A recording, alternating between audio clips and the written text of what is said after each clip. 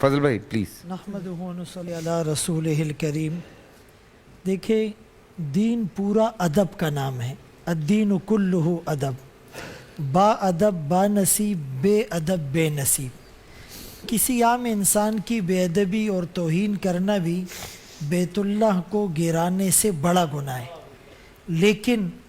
لیکن دونوں جہانوں کے سردار آمنہ کے لال عبداللہ کے نور نظر محمد مصطفیٰ احمد مجتبیٰ صلی اللہ علیہ وسلم، آپ پر ہماری جانیں، ہماری اولاد، ہمارے مال، ہماری ڈگریاں، عہدے، پارٹیاں، حکمران، سب کچھ قربان.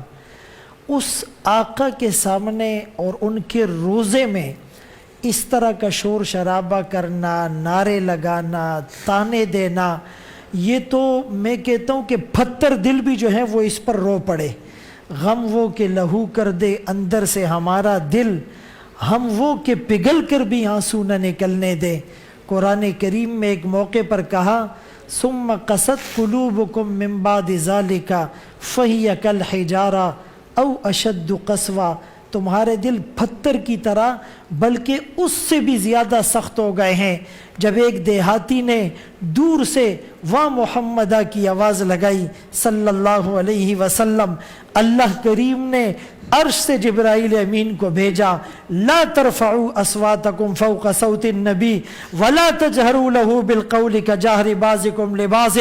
اپنی آوازوں کو نبی کی آواز پر اونچا نہ کرو. اپنے ایک دوسرے کو جیسے پکارتے ہو نبی کو ایسے نہ پکارو، ورنہ تمہارے سارے اعمال ضائع ہو جائیں گے. تمہاری نمازیں، تمہارے روزے، تمہاری زکوٰۃ، تمہارے حج، تمہاری تبلیغ، تمہارا جہاد، تمہارا صدقہ اور خیرات، تمہاری دعائیں، تمہارے شب قدر کی عبادتیں سب رائے گا جائے گی. یہ تو وہ در ہیں جہاں سانسوں کا شور بھی بے ادبی ہیں. ہم نے اس سے پہلے بھی ایک ویڈیو دیکھی تھی، لوگ روضہ رسول پر باب السلام سے انٹر ہوتے ہیں اور موبائل اور سیلفی آن کر دیتے ہیں اور پھر روزے کی طرف پشت کر کے یہ اپنی سیلفی بنا رہا ہے. اس سے بڑا بے ادب کون ہوگا؟ اور پھر آج جو ہوا بھائی، اگرچہ تمہارا اس سے سیاسی اختلاف ہے، لیکن خدا کی قسم یا تو باپ کے دشمن کو دیکھ کر بھی آوازیں کسنے کا حکم نہیں ہے. ہم کہاں جا رہے ہیں؟ ہم اللہ کے غضب کو، اللہ کے قہر کو دعوت دے رہے ہیں.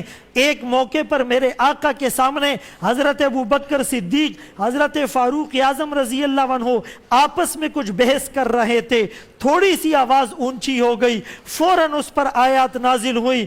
اس کے بعد فاروق اعظم رضی اللہ عنہ اتنا آہستہ آقا کے سامنے بولتے کہ آقا کو بار بار پوچھنا پڑتا، آپ تھوڑا زور سے بولیے، مجھے آواز سمجھ میں نہیں آ رہی. ہم نے بیت اللہ کو اور روضہ رسول کو اور مسجدوں کو اور علماء کو اور اسلامی شاعر کو کھلواڑ بنا لیا ہے. اپنے ملک کا کتنا غلط منظرنامہ ہم پیش کر رہے ہیں، اپنے اکابر کی، اسلاف کی کتنی ہم جو ہے تاریخ کو بدنام کر رہے ہیں. خدا کی قسم ہم نے ایسے اللہ کے ولیوں کو دیکھا، آج تک روضہ رسول پر جا کر، مواجہہ شریف پر جا کر سلام کرنے کی جرت نہیں ہوئی.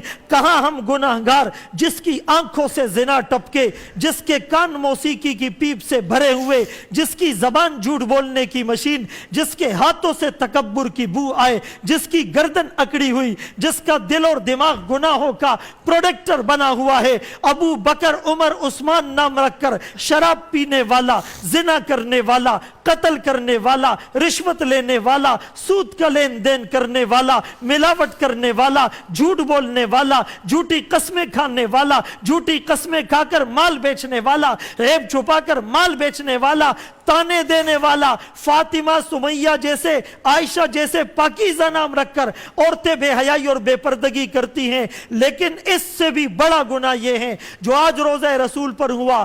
وہ لوگ کبھی سامنے جانے کی جرت نہ کر سکے.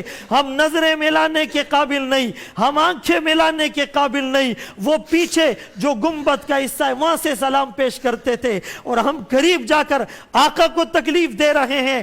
خدا را توبہ کیجئے، توبہ کیجئے. ہماری ساری برادری، ہماری ساری پارٹیاں، ہمارے سارے لیڈر خدا کی قسم جوتے کی نوک پر، محمد عربی کی عظمت اور ناموس پر، روزہ رسول کے تقدس پر ہم کبھی آنچ نہیں آنے دیں گے. ہم توبہ کریں، روئے اللہ کے سامنے، گڑ گڑائیں.